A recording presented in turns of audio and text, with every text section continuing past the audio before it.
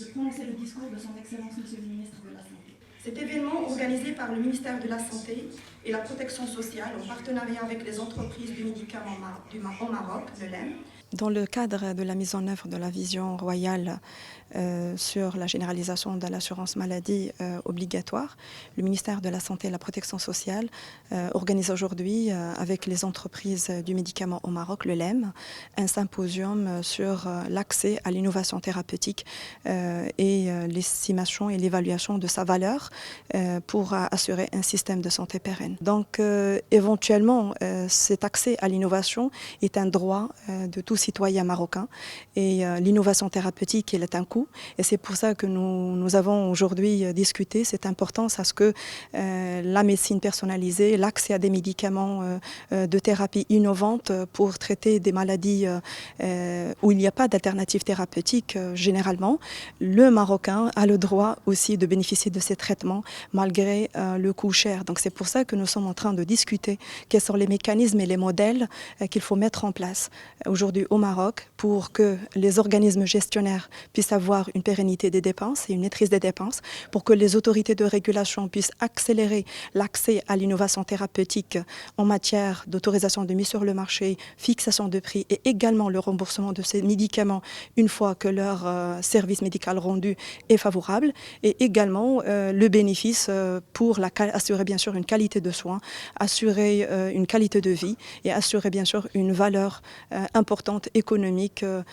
sociétale. Nous sommes ravis de l'intérêt porté par le ministère de la Santé et de la Protection sociale à la contribution de l'innovation proprement dite dans la grande réforme de la couverture sanitaire universelle qui a démarré au Maroc sous l'égide et sous l'impulsion de la vision royale et de Sa Majesté le roi Mohammed VI. C'est une première rencontre où nous avons deux experts internationaux présents parmi nous pour nous parler justement de l'expérience d'autres pays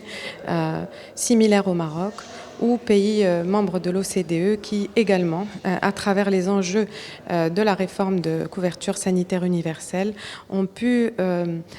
prendre en considération l'importance de l'intégration de l'innovation très en amont, on va dire, dans leur réflexion pour en récolter tous les fruits. À travers cette journée, au-delà des aspects académiques qui ont été partagés sur les approches économiques, la définition de la valeur de l'innovation, mais aussi de l'évaluation, qui sont des éléments purement techniques qui nous feront aboutir aux formes de partenariat que nous pouvons emmener avec les différents acteurs de la chaîne de valeur des écosystèmes santé. À savoir le gouvernement, les autorités publiques, mais aussi les organismes gestionnaires, le régulateur et les industriels de la santé qui tous ensemble, à travers un dialogue transparent. Donc il est important de comprendre que dans un système d'assurance maladie universelle, la santé et l'innovation ne représentent pas une dépense, mais représentent un investissement. Parce qu'investir dans la santé et dans l'innovation de ces populations, c'est permettre de dégager des gains économiques très importants. Pour pouvoir bien investir, il faut déterminer les innovations qui ont la plus grande valeur.